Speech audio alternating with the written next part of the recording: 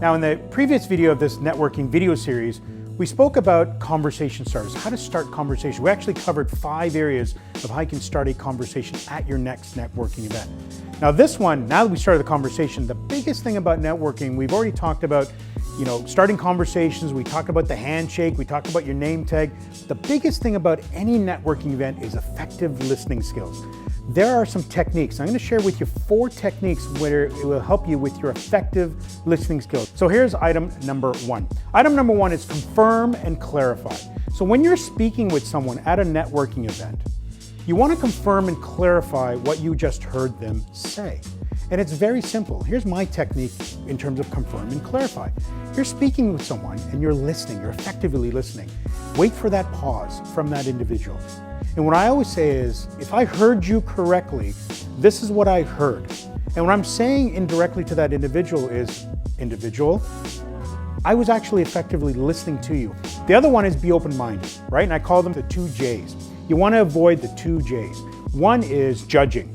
So when you're listening to someone, don't be judging them right out of the gate. Let them speak.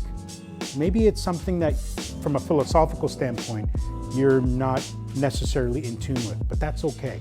Let them speak on that. And second point is justify, or don't justify in your head that theirs is not as good as yours. It's the 2 J's. So keep an open mind. Effective listening skills allows me to keep an open mind. I'm just taking in what they're speaking about. And we all know, right? You're going to a networking event, please don't start conversations about politics. You don't want to be doing that. So even if they are starting that conversation about politics, just effectively listen. You don't necessarily have to go into that conversation. Here's a third one, and this is what I call the art of mirroring. And mirroring is very simple. When you're watching someone speak and they're smiling as they speak, then you smile as they speak. If they start nodding as they speak, you want to acknowledge that you're listening to them, so you start nodding. Even if they start doing this, you start doing this also. It's called the art of mirroring. The reason you're doing that is you're in the sort of human psyche, indicating to them that, hey, I am listening to you. You have my undivided attention. So that's item number 3. Item number 4 is you don't want to assume, ever.